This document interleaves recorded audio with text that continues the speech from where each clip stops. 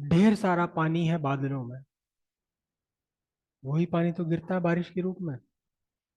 बादल क्यों नहीं गिर जाते? क्या? जिन बादलों में से पानी बरस रहा है, मतलब बादल में ही तो है पानी। बिना बादल के कभी बारिश देखी है आपने?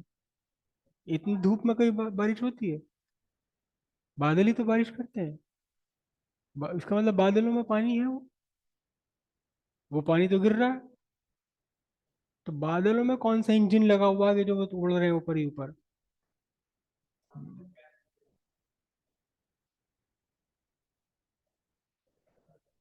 बादल में पानी लिक्विड नहीं, गैस स्टेट में होता है। बादल जो है वो पूरा गैस है। आप ये कहना चाहते हैं कि बादल तो गैस है, तो इसलिए वो नहीं गिर रहा। और उसमें जो लिक्विड स्टेट में आ जाता है वो नीचे गिर जाता है। बादल गैस नहीं है। बादल गैस नहीं है। धुआं गैस नहीं है। ये कोलाइडल सॉल्यूशंस होते हैं। कोलाइड्स होते हैं, एक्चुअली सॉल्यूशन भी नहीं कह सकते, कोलाइड होते हैं ये। कोलाइड होते हैं सारे के सारे। तो बादल, बादल एक्चुअली पानी की बहुत छोटी छोटी सी बूंदें हैं। अब जाड़े आ रहे हैं, कोहरा पड़ने वाला है। कोहरे में जब आप चलेंगे, आप बाइक पर चलिए कोहरे में, आपका पूरा शर्ट सब भीग जाएगा, है ना? इसका मतलब उस कोहरे में पानी है। कोहरा क्या एक्चुअली पानी की छोटी छोटी बूंदें। और वो जब यहाँ जमीन पे नहीं है, आसमान में, तो बादल है। पानी है, उसमें पानी की बूंदें हैं। तो पानी, बारिश का तो पानी जमीन पे आ रहा है। कोहरे का पानी, कोहरे के अंदर पानी, बादल में जो पानी है वो जमीन पे नहीं आ रहा। हम्म। अगर हम या कोई और, मतलब ह्यूमन में से कोई अगर कोई छत पे से नीचे गिर जाए सड़क पर, तो सारे मोहल्ले वाले एकदम इकट्ठे हो जाएंगे, चलो तुरंत डॉक्टर के लेके चलो, पता नहीं कहाँ कहाँ किस हड्डी में फ्रैक्चर हुआ है। ठीक है। अब एक काम करना आप, एक चींटी पकड़ना। एक चींटी पकड़ लीजिए आप, उसे छत पे ले जाओ।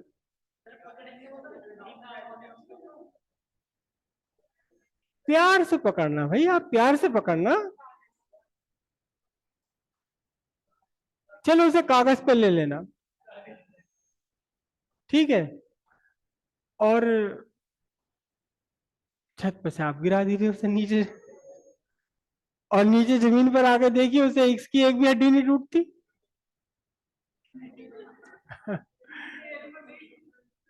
दिख जाएगी। अगर आप कोशिश करेंगे ध्यान से तो दिख जाएगी। किसी और को खड़ा कर लीजिए नीचे। चींटा? हाँ, चींटा ले सकते हो आप। चींटा खतरनाक है, काट भी सकता है वो आपको। तो चींटी को आप कितनी भी ऊंचाई से गिरा दो, उसको चोट ही नहीं लगनी। उसको कभी चोट ही नहीं लगनी। नहीं, वो बिल्ली की जाति से नहीं है। वो, बिल्ली ने तो मोमेंट, वो कंजर्वेशन ऑफ एंगुलर मोमेंटम पढ़ा हुआ है। बिल्ली ने तो कंजर्वेशन ऑफ एंगुलर मोमेंटम पढ़ा हुआ है बहुत बढ़िया तरीके से। मतलब पढ़ा हुआ नहीं, उसने सीखा हुआ है, वो अप्लाई करता है। और चींटी ने सीखा हुआ है स्टोक्स लॉ। Stokes law. हम्म। देखो, अब सोचो कि हमें तो स्टोक्स लॉ सीखने के लिए आसिफ सर को झेलना पड़ रहा है, और चींटी जो है वो बिना क्लास, आसिफ सर की क्लास में आई बिना स्टोक्स लॉ जानती है बाय नेचर। पानी की बूंदों में जब बारिश पड़ रही है तो तब आपने डिफरेंस देखा है कि कुछ बड़ी बड़ी बूंदें होती हैं तो बड़ी तेजी से नीचे गिरती हैं वो। छोटी बूंदें उतनी तेजी से नीचे नहीं गिरती। और इनफैक्ट बारिश का एक मौसम ऐसा भी होता है कि जब हल्की हल्की सी फुहार पड़ रही है, तो वो जो बहुत हल्की सी फुहार है उसमें आप देखें कि पानी की बूंदें जो है वो तैरती फिर रही हैं, वो सीधे सीधे जमीन पर नहीं आ रही, बल्कि तैरते हुए इधर उधर चलते हुए तब नीचे आ रही है। तो मोटी बूंद तेजी से नीचे क्यों आती है? या मोटा ओला है अगर पड़ रहा है तो बहुत तेज चोट लगेगी उसकी। छोटा है तो हालांकि मास का डिफरेंस है, लेकिन मास से कहीं ज्यादा डिफरेंस उनकी वेलोसिटी में होता है, मास भी ज्यादा वेलोसिटी भी ज्यादा है। तो क्यों डिफरेंट साइज की जो ड्रॉप्स हैं पानी की बारिश में, ये अलग अलग वेलोसिटी पर चलती हैं? और क्यों बादल नीचे नहीं गिर रहे? ये है स्टोक्स लॉ। पैराशूट भी यही है, पैराशूट भी यही है कि वहां थोड़ी सी हाइट तक तो तेज गिरते हैं, स्पीड बढ़ती चली जाती है, लगातार वेलोसिटी बढ़ती जाती है, और फिर एक सर्टेन वेलोसिटी पर आकर वेलोसिटी का बढ़ना बंद हो जाता है। वेलोसिटी जीरो नहीं होती, वेलोसिटी का बढ़ना बंद। हमारी ग्रेविटेशन लॉ सिंपल क्या है? ग्रेविटेशन लॉ तो ये कहता है भाई, ये आपने कोई एक ऑब्जेक्ट गिराया, तो यहां से यहां तक भी वेलोसिटी बढ़ेगी, फिर यहां भी वेलोसिटी बढ़ेगी, फिर यहां भी, जब तक ये फ्री फॉल में है इसकी वेलोसिटी बढ़ती चली जाएगी। लेकिन आप चींटी को यहां से गिरा दो, वो फ्यू सेंटीमीटर तक उसकी वेलोसिटी बढ़ेगी, 1 1.5 2 सेंटीमीटर तक बढ़ेगी। उसके बाद वेलोसिटी जितनी है वो हो गई, अब उसका वेलोसिटी का बढ़ना बंद हो गया। चींटी को भी अगर आप एक मंजिल से गिरा दें फ्री स्पेस में, वैक्यूम में, वो मर जाएगी, उसको भी चोट लगेगी तकड़ी। लेकिन ये एयर है, एयर की विस्कोसिटी है जिसने उसकी स्पीड को एक लिमिट से ऊपर बढ़ने से बचाया हुआ है, बढ़ने से रोका हुआ है। स्टोक्स लॉ बोलते हैं इसे, स्टोक्स लॉ और टर्मिनल वेलोसिटी। ठीक है, दोनों चीजें हम एक साथ समझते हैं। स्टोक्स लॉ बहुत छोटा सा, एक सिंपल सा, बस सिर्फ एक इंट्रोडक्शन जैसा है आपके सिलेबस में। क्या है स्टोक्स लॉ? क्या है स्टोक्स लॉ? स्टोक्स लॉ भी एक्चुअली स्फेरिकल बॉडी के लिए है, हालांकि एप्लीकेबल ये सभी के लिए होता है। ये एक बॉडी है, ये एक बॉडी है जो किसी लिक्विड के अंदर चल रही है, और चलने को मैं दूसरा नाम दे देता हूं कि गिर रही है। कहाँ गिर रही है? एक लिक्विड के अंदर, लिक्विड के अंदर। ये लिक्विड है पानी के अंदर। स्टोक्स लॉ का ये एक दूसरा एग्जाम्पल है, बहुत बढ़िया वाला एग्जाम्पल, कि पानी का बुलबुला हमेशा ऊपर उठता है, पानी के अंदर बुलबुला हमेशा। और कभी आप करके देखना, एक बड़ा प्यारा सा एक्सपेरिमेंट होता है कि आप एक कांच के गिलास में पानी भर के रख लीजिए और घंटे भर के लिए छोड़ दीजिए उसे, तो उसके किनारे किनारे पर बबल्स आ जाते हैं, अंदर वाली सरफेस पर बबल्स आ जाते हैं, है ना? और उनमें से कुछ बबल्स आपस में मिलकर के छोटे बड़े हो जाते हैं साइज में। फिर आप एक चुटकी मारिए, उसके ऊपर सारे बबल्स ऊपर उठेंगे। आप ध्यान से देखना, उसमें जो छोटा साइज का बबल है वो धीरे धीरे धीरे धीरे उड़ेगा आराम से। जो बड़ा बबल है तुरंत ऊपर पहुंच जाएगा। जो साइज में बड़ा है वो बहुत तेजी से चल रहा है, और जो साइज में छोटा है वो धीरे धीरे चल रहा है। और यही बबल अगर आप चलाएं ग्लिसरीन के अंदर, ग्लिसरीन तो बहुत विस्कस चीज है, ग्लिसरीन देखी सबने, है ना? ग्लिसरीन के अंदर अगर ये चलाएं तो इनके ऊपर उठने की स्पीड और भी कम हो जाती है। ये भी स्टोक्स लॉ ही है। तो क्या है स्टोक्स लॉ? स्टोक्स लॉ क्या है कि एक स्फेरिकल बॉडी है, स्फेरिकल बॉडी है, और किसी लिक्विड के या फ्लूइड के अंदर ये चल रही है। फ्लूइड गैस भी हो सकता है और लिक्विड भी हो सकता है। कितनी वेलोसिटी से गिर रही है? ये v वेलोसिटी से चल रही है। चलना या गिरना एक ही बात मान लेते हैं फिलहाल हम यहाँ। ठीक है, तो होता क्या है कि इस सर्फ, इस बॉल की या जो भी ये बॉडी है, इसके बिल्कुल जो कांटेक्ट में आ गई है, क्या आ गई कांटेक्ट में? एयर नहीं, लेयर्स, लिक्विड के मॉलिक्यूल जो बिल्कुल इसके कांटेक्ट में है, जो चिपक गए फोर्स ऑफ एडिशन से, वो तो इसी के साथ नीचे चल रहे हैं, जो चिपके हुए हैं इससे बिल्कुल पूरी तरह से। तो ये वाले मॉलिक्यूल लिक्विड के चल रहे हैं वेलोसिटी v से, बॉडी के साथ साथ। लेकिन ये दूर वाले मॉलिक्यूल, ये तो रुके हुए हैं भाई, इनकी तो वेलोसिटी है ही नहीं कुछ भी। तो क्या हुआ? इन सारे मॉलिक्यूल्स के बीच में एक वेलोसिटी ग्रेडियंट क्रिएट हो गया। वेलोसिटी ग्रेडियंट क्रिएट हो गया, तो अब विस्कस ड्रैग लग जाएगी इस बॉडी के ऊपर। एक्चुअली तो वो इन लेयर्स के बीच में विस्कस ड्रैग लग रहा है। और ये जो विस्कस ड्रैग है, ये इसकी वेलोसिटी के अपोजिट काम करेगी। ये कौन सी हो गई? ये आपकी विस्कस फोर्स एफ हो गई, विस्कस फोर्स। ठीक है। तो स्टोक्स लॉ क्या है? स्टोक ने ये कहा कि जो विस्कस ड्रैग या विस्कस फोर्स है, it is 6 pi eta R V. इसकी डेरिवेशन आपके सिलेबस में नहीं है actually. 6 pi eta R V. Eta coefficient of viscosity, जिस भी फ्लूइड के अंदर ये मूव कर रही है। R radius of the body, जो भी इसकी रेडियस है। वी वेलोसिटी ऑफ बॉडी, जिस वेलोसिटी पे वी चल रही है, वेलोसिटी जिस वेलोसिटी। ठीक है। ये इसके बीच विस्कस ड्रैग है। इसमें सीधी सीधी बात यह है, साफ निकल कर आ रहा है कि सेम टाइप की दो अगर बॉडीज हैं, तो जितनी बड़ी रेडियस हो जाएगी बॉडी की, उतना ही ज्यादा उसके ऊपर विस्कस ड्रैग लगेगा, यानी कि उसको चलना उतना ही मुश्किल हो जाएगा, फ्लूइड के अंदर चलना। समझे? विस्कस ड्रैग है ये, viscous drag which tends to destroy the relative motion, जो इसके रिलेटिव इसके मोशन को डिस्ट्रॉय करने की कोशिश में, मोशन को रोकने की कोशिश में, वो विस्कस ड्रैग है ये। ओके। तो हेडिंग डालते हैं हम Stokes law. The viscous drag on a body, bracket में लिख लीजिए स्फेरिकल। और एक्चुअली ये स्फेरिकल पर नहीं, हर तरह की बॉडी पर एप्लीकेबल है, लेकिन उसमें फॉर्मूला थोड़ा सा बदल जाएगा। यहां तो हमने आर ले लिया, R is the radius of spherical body. Spherical body नहीं होगी तो थोड़ा सा फॉर्मूला में चेंज आ जाएगा, लेकिन फॉर्मूला यही रहेगा, बेसिक यही रहेगा। तो फिलहाल हम ये मान के चल रहे हैं कि चींटी भी स्फेरिकल है, छोटी है ना बहुत ज्यादा, तो हम कह रहे हैं कि वो भी स्फेरिकल है। तो क्या लिखा भी आपने? The viscous drag on a body, bracket में लिखे spherical, moving through a fluid is given by is given by is given by F equals 6 pi eta r v Newton. Clearly, larger the body, larger is the viscous drag on it. Similarly, larger the velocity of body, larger is the viscous drag on it. Fluid के अंदर अगर कोई body रुकी हुई है, तो उसके ऊपर कोई विस्कस ड्रैग नहीं लगेगा।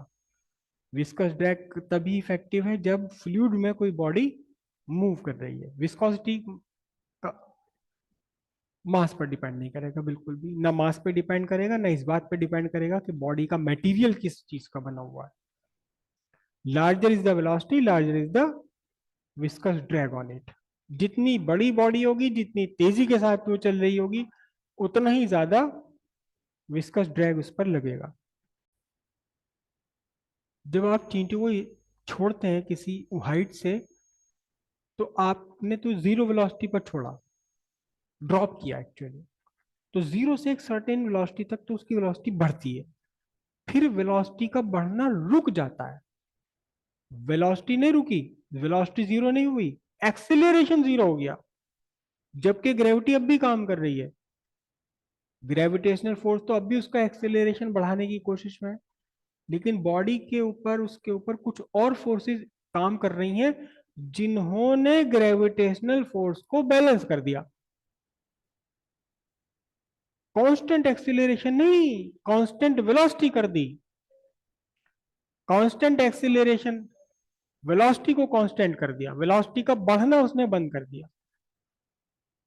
तो जब भी कोई एक बॉडी किसी फ्लूइड के अंदर मूव करती है और उसकी वेलोसिटी बढ़ती चली जाए, तो एक कंडीशन ऐसी बढ़ जाएगी, ऐसी आ जाएगी कि अब उससे ज्यादा वेलोसिटी नहीं बढ़ सकती, उसके लिए फिर फोर्स आपको बढ़ानी पड़ेगी, और वेलोसिटी अगर आपको बढ़ानी है तो। या हम बात करें सीधे सीधे फॉल की, जब आप कोई बॉडी एयर में फॉल कर रही है, तो एक सर्टेन वेलोसिटी तक तो उसकी वेलोसिटी बढ़ेगी, लेकिन फिर उसके बाद वेलोसिटी का बढ़ना बंद हो जाएगा, वेलोसिटी जीरो नहीं होगी, वेलोसिटी का बढ़ना बंद हो जाएगा ड्यू टू टू फैक्टर्स, पहला फैक्टर विस्कस ड्रैग और दूसरा फैक्टर होता है, नहीं एयर ड्रैग तो वही विस्कस फोर्स ही हो गया ना, विस्कस ड्रैग हो गया। दूसरा होता है फोर्स ऑफ बेयोंसी, फोर्स ऑफ बेयोंसी, याद नहीं है आपको? हाँ ये सही कह रहे हैं बिल्कुल, कि मछलियां हैं वो तो नहीं डूबती पानी के अंदर, वो क्यों तैरती रहती हैं, मतलब पानी में ऊपर भी नीचे भी सब जगह आ जाती हैं वो। तो उन्होंने अ, उनकी बॉडी ऐसी है कि उस पर बेयोंसी फोर्स इक्वल होती है वेट के इक्वल, तो इसलिए वो जब चाहे ऊपर आ जाए जब चाहे वो नीचे चले जाए बिना किसी वर्क डन नहीं करना पड़ता उन्हें ऊपर आने के लिए भी। एक्चुअली बियोंसी है क्या चीज, हालांकि एट्थ क्लास की चीज है और कोई बात नहीं, यहाँ आप समझ लीजिए उसे क्या है बियोंसी।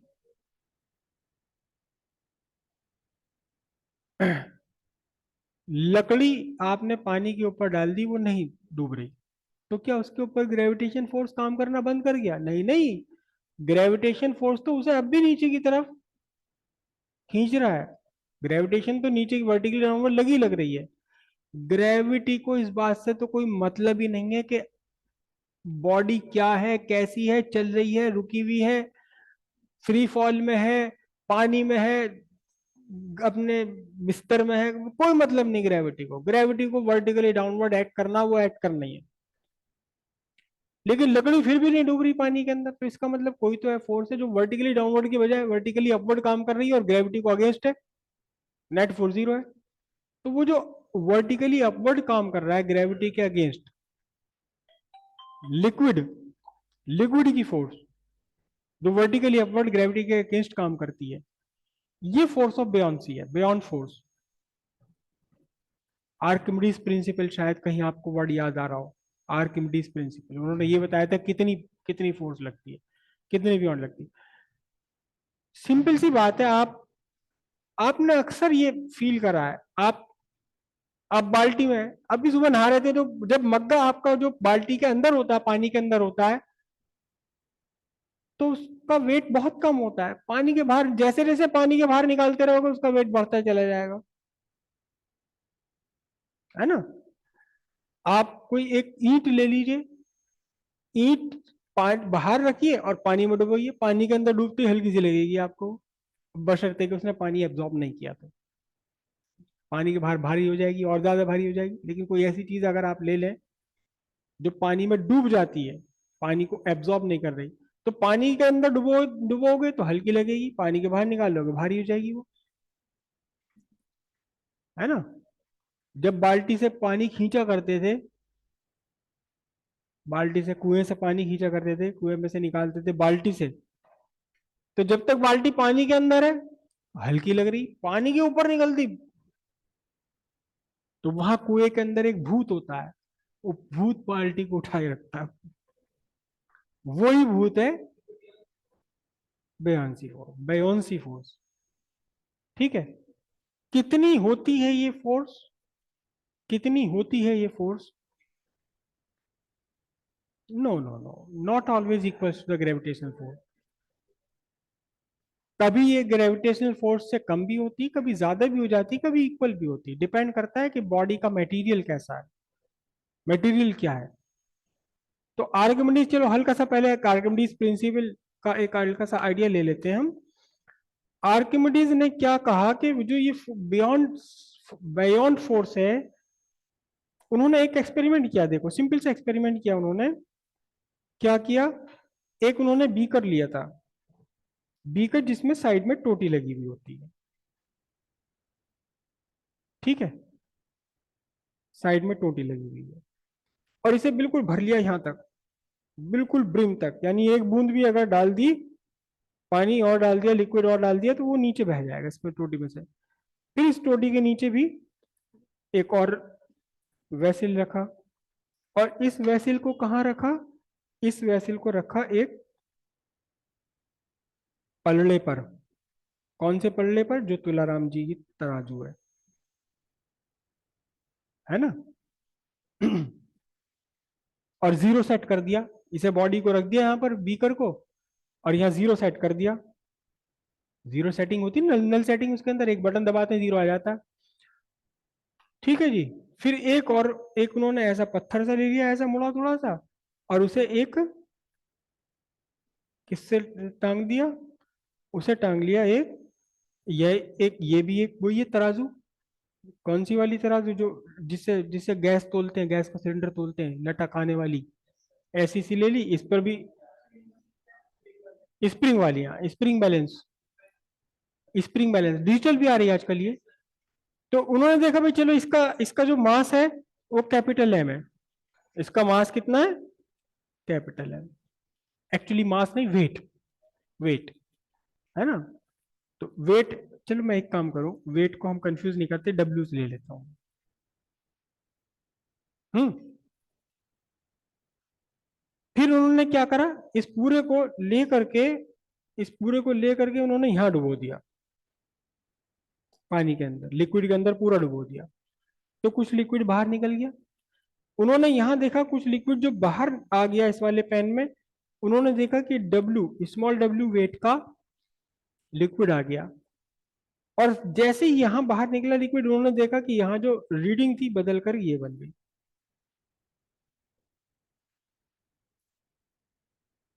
जितना इसने लिक्विड बाहर निकाल दिया, उतना ही इसके वेट में अपेरेंटली डिक्रीज हो गया। अगर ये 200 ग्राम का था और इसने 50 ग्राम पानी निकाल दिया, तो अब इसकी रीडिंग है वो 150 ग्राम रहेगी कुल, है ना। क्यों? क्योंकि उन्होंने कहा कि एक लिक्विड इसके ऊपर एक फोर्स लगा रहा है, फोर्स ऑफ बियॉन्सी। कितनी फोर्स लगा रहा है? उतनी फोर्स लगा रहा है जितना कि इसने लिक्विड डिस्प्लेस कर दिया। तो force of buoyancy, beyond force, beyond force is equal to हो, मैं बियॉन्ड की स्पेलिंग कर देता हूँ, BUOYNT, नहीं क्या है, एनीवे जो भी है, बियॉन्ड फोर्स ये है क्या, it is equal to weight of liquid, weight of liquid, weight of liquid, कौन सा वेट, जो इसने हटा दिया। वर्ड समझना जरा ध्यान से। भाई लिक्विड यहां तक भरा हुआ था, लिक्विड के अंदर डूबने के लिए इस पत्थर को लिक्विड हटाना पड़ा ना, अपनी जगह बनाने के लिए। वो हटा हुआ लिक्विड जो इसने हटाया इधर उधर, वो बाहर निकल कर आ गया। तो weight of force of buoyant, buoyant force equals to weight of liquid displaced by the submerged part of body. अगर पूरी बॉडी, पूरी को डुबो डुबो दिया, तो ये सबमर्ज पार्ट यहां से हटा दो, wait of liquid displaced by the body. ठीक है। अब आ जाओ वापस अपने स्टोक्स लॉ पर। अब ये एक बॉडी है, लिक्विड के अंदर या किसी फ्लूइड के अंदर ये फॉल में है, फ्री फॉल में है फ्लूइड के अंदर। तो अब इसके ऊपर कितनी कितनी कितनी कितनी फोर्सेस काम कर रही, दोबारा बना लूं, मैं डायग्राम को दोबारा बना लूं। एक लिक्विड है, लिक्विड के अंदर एक स्फेरिकल बॉडी फॉल कर रही है। यहां हम फॉल की ही बात कर रहे हैं, क्योंकि यहाँ ग्रेविटेशनल फोर्स हमें कंसिडर करना है, तो कोई और मोशन नहीं बल्कि फॉल की ही बात कर रहे हैं हम। ये एक बॉडी जिसकी रेडियस है r। तो अब इस पर कौन कौन सी फोर्सेस एक्ट कर रही हैं? एक तो फोर्स एक्ट कर रही है इसका वेट कितना, mg। ठीक है। एक फोर्स इस पर काम कर रही है, कौन सी? एक फोर्स इस पर काम कर रही है विस्कस फोर्स। कितनी? 6 पाई ईटा r v। v क्या चीज है? इस बॉडी की वेलोसिटी है, जिस वेलोसिटी से फॉल कर रही है। मतलब ये वो वेलोसिटी है जो बढ़नी बंद हो गई, जब बढ़नी बंद हो गई। ठीक है। और दूसरा इस पर फोर्स एक और काम कर रही है, कौन सी फोर्स काम कर रही है इसके ऊपर? मैं ब्लू पेन यूज कर लूं इसके लिए। इस पर एक और फोर्स काम कर रही है, कौन सी? Force of buoyancy. ये हो गया आपका wait of liquid displaced by body. ठीक है। अब आ जाओ,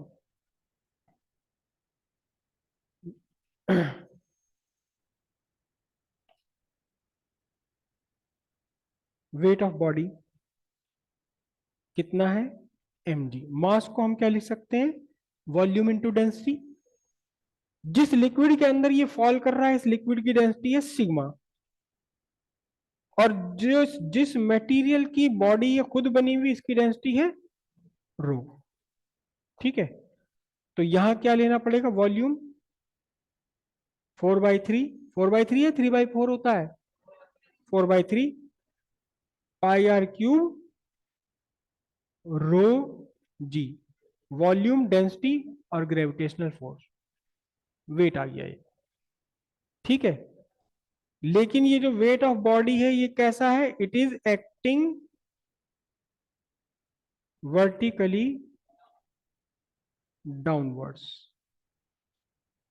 ठीक है, अब दूसरी फोर्स कौन सी है, फोर्स ऑफ बेयोंसी। इजिकल्स टू कितना होगा बताओ, wait of liquid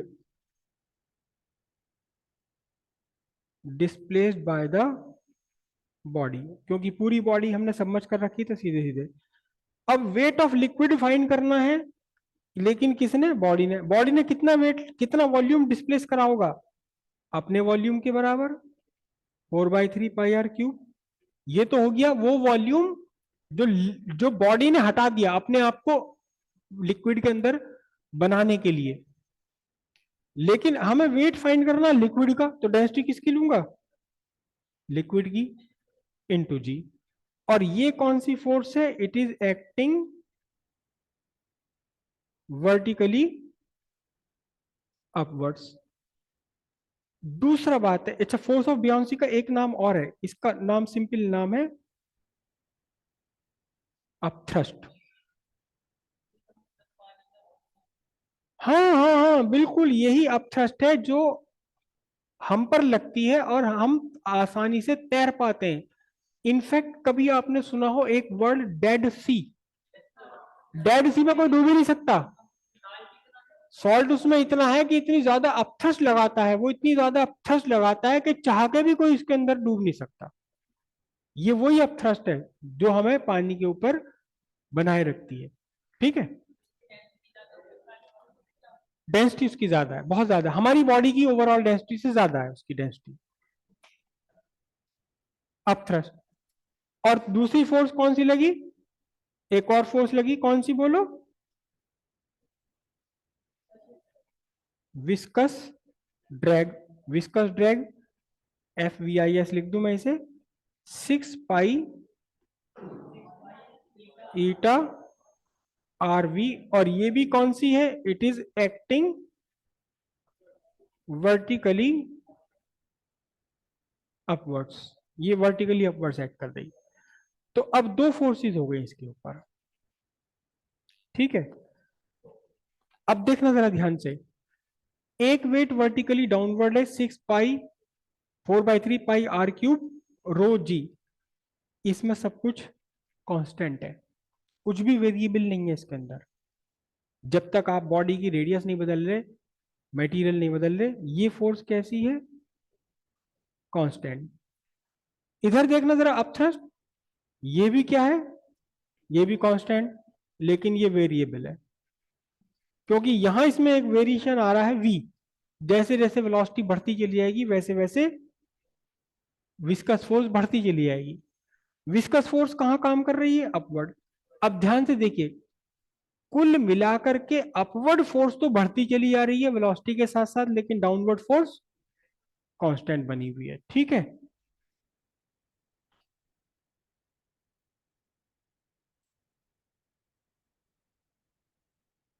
at a certain velocity, जिसे आप कहते हैं कॉल्ड टर्मिनल वेलोसिटी। ठीक है,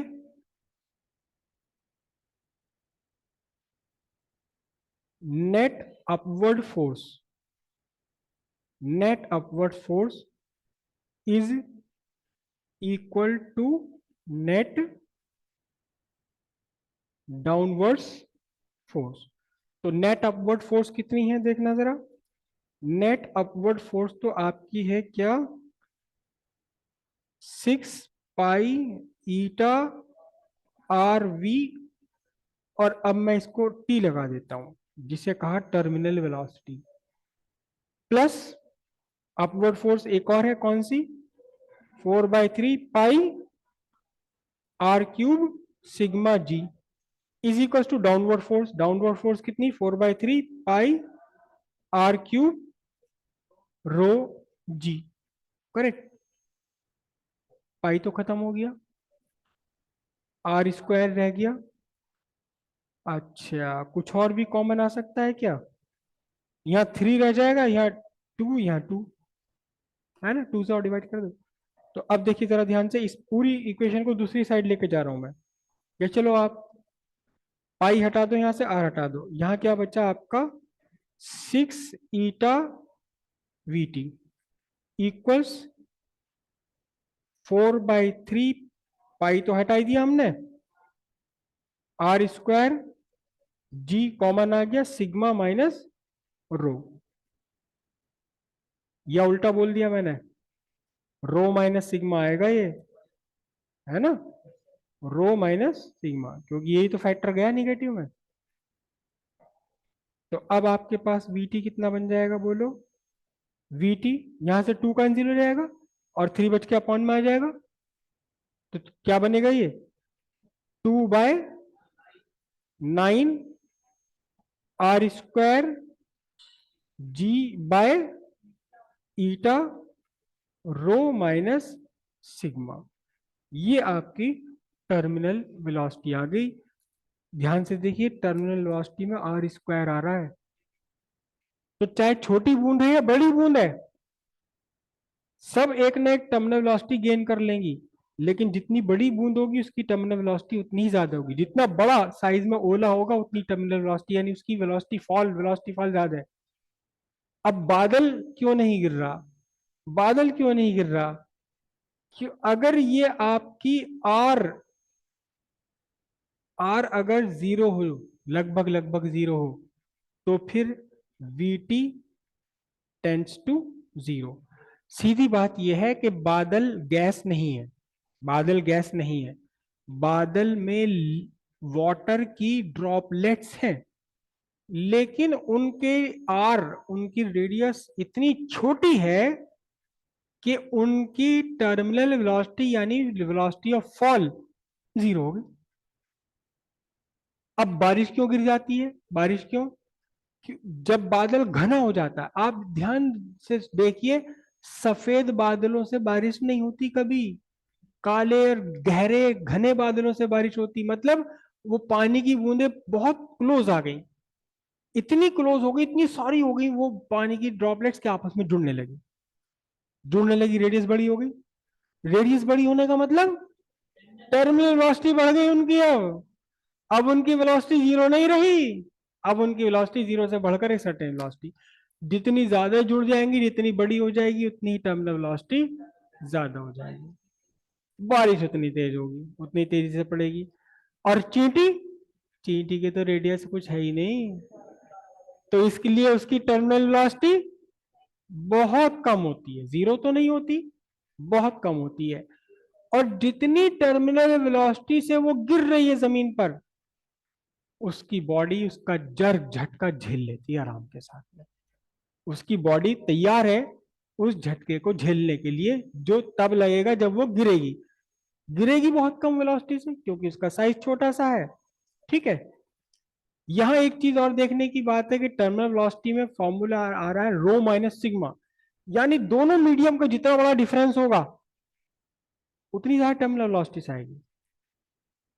मतलब अगर एक छोटी सी बॉल आपके पास है, छर्रा, छर्रा देखा सबने आपने, जो बॉल बेरिंग के अंदर पड़ा होता है, छोटी सी गोली, उसी साइज का आप एक, वो बॉल बेरिंग की गोली, उसके उसी साइज का आप कॉटन का बॉल बना लीजिए छोटा सा, दोनों को गिराइए, कॉटन धीरे धीरे नीचे गिरेगा, क्यों, कॉटन के लिए रो की वैल्यू कम है, सिग्मा दोनों के लिए सेम आ रहा है, एयर में गिर रहे हैं, लेकिन आयरन के लिए तो रो बहुत बड़ा है, कॉटन के लिए रो बहुत छोटा है, छोटा है तो इनका डिफरेंस कम हो गया, टर्मिनल वेलोसिटी कम हो गई।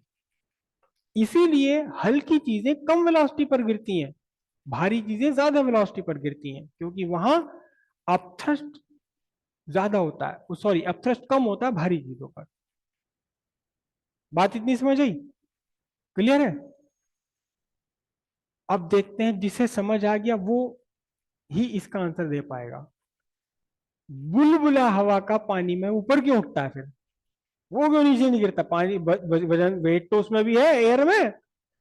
वेट तो एयर में भी है, वेटलेस थोड़ी ना है वो। पानी में हवा का बुलबुला नीचे क्यों नहीं गिरता? वो ग्रेविटी के अगेंस्ट ऊपर क्यों उठ रहा है? देखते कौन इसका आंसर दे सकता। आंसर आपके सामने लिखा हुआ है, सिर्फ देखने की बात है। आंसर आपके सामने लिखा हुआ है, आंसर आपके सामने लिखा हुआ है, सिर्फ सिर्फ उसे देखने की बात है। देखो टर्मिनल वेलोसिटी आपको समझ आ गया। चाहे ऑब्जेक्ट हल्का है या भारी है, चाहे कॉटन है या लोहे का छर्रा है, कांच का कंचा है, वो गिरेगा ही गिरेगा, है ना? इतनी बात जरूर है कि कॉटन धीरे गिरेगी, कंचा तेजी से गिरेगा, क्योंकि कंचे की डेंसिटी ज्यादा है। क्यों क्यों तेजी से क्यों गिरेगा? क्योंकि बाहर तो एयर है, चलो कॉटन के लिए भी और कंचे के लिए भी बाहर तो एयर है, तो सिग्मा तो सेम है दोनों के लिए। कंचे की डेंसिटी रोज बहुत बड़ी है, रुई के लिए डेंसिटी बहुत कम है, तो ये डिफरेंस कम हो गया ना रुई के लिए। जब ये डिफरेंस छोटा है तो वीटी भी छोटा, जिसके लिए डिफरेंस ये बड़ा उसके लिए वीटी भी बड़ा। तो सीधी बात ये है कि कांच हो या रुई हो, गिरना तो है ना? रुई में भी कुछ तो उसका अपना वेट है, मास है। अब पानी के अंदर हवा का बुलबुला, बुलबुला का मतलब हवा भरी हुई, हवा में भी कुछ तो वेट है। वो ऊपर क्यों चढ़ रहा है, वो नीचे क्यों नहीं गिर रहा? बुलबुला ऊपर क्यों जा रहा है? बुलबुला पानी का बबल।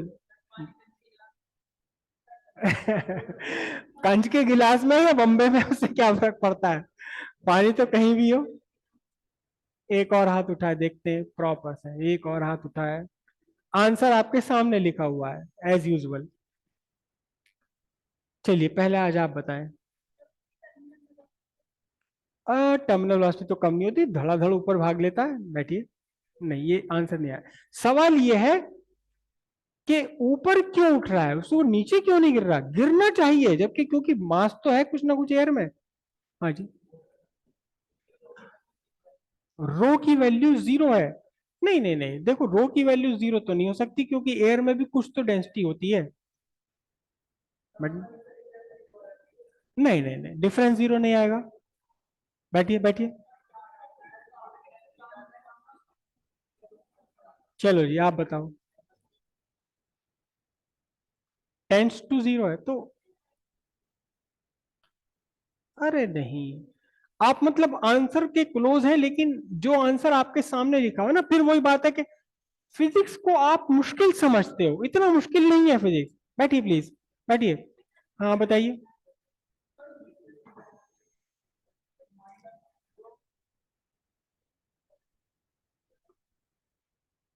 बात नहीं पकड़ पा रहे हो, अब भी आप बात नहीं पकड़ पा रहे हो। जो सामने लिखा हुआ है, फिर वही बात है कि फिजिक्स में अपना दिमाग मत लगाओ। जैसा है वैसा ही उसको सीखना है, वैसा ही अप्लाई करना है, अब दिमाग तो लगाना ही नहीं है यहाँ। चलिए अब कोई नहीं, मैं आंसर बता दूं। सवाल यह है कि ऊपर क्यों उठ रहा है। वो तो जो आप बता रहे हो ना एक्सप्लेनेशन, वो तो इस बात का एक्सप्लेनेशन हो सकता है कि छोटा बबल धीरे धीरे उठेगा, बड़ा बबल ज्यादा उठेगा, क्योंकि रेडियस जिसकी ज्यादा है उसकी वेलोसिटी ज्यादा है। लेकिन सवाल यह है कि बबल को भी तो गिरना चाहिए ना नीचे, वो ऊपर क्यों उठ रहा है? चलिए समझ लीजिए, बहुत सिंपल सी बात है। इस फॉर्मूले में आप देखिए डिफरेंस आ रहा है रो माइनस सिग्मा, ठीक है? For air bubble in water. Rho क्या चीज है? रो है आपके पास डेंसिटी ऑफ एयर, क्योंकि यहां मटेरियल बॉडी का मटेरियल, जिस मटेरियल से बॉडी बनी हुई कौन है वो? एयर। और जहां वो चल रही है, डेंसिटी ऑफ वाटर। लेकिन डेंसिटी एयर की कम है डेंसिटी ऑफ वाटर से। तो इसका मतलब ये हुआ आपका सीधा रो माइनस सिग्मा इज नेगेटिव। जब ये नेगेटिव है तो टर्मिनल वेलोसिटी भी क्या होगी आपकी, नेगेटिव होगी। मतलब फॉल के बजाय क्या हो जाएगा, अब राइज हो जाएगा। फॉल के बजाय क्या हो जाएगा, राइज हो जाएगा, क्योंकि रो माइनस सिग्मा निगेटिव आ गया। बाकी कुछ है नहीं निगेटिव फॉर्मूले में अंदर, तो वीटी भी निगेटिव आ गया। अभी वीटी क्या था हमारा, फॉल, फॉल का निगेटिव राइज। और इसी फॉर्मूले से वो है आपका क्या, कि छोटा बुलबुला धीरे धीरे उठेगा। वो कहां से है, जिसकी रेडियस छोटी उसकी वेलोसिटी कम है, जिसकी रेडियस बड़ी उसकी वेलोसिटी ज्यादा है। क्लियर।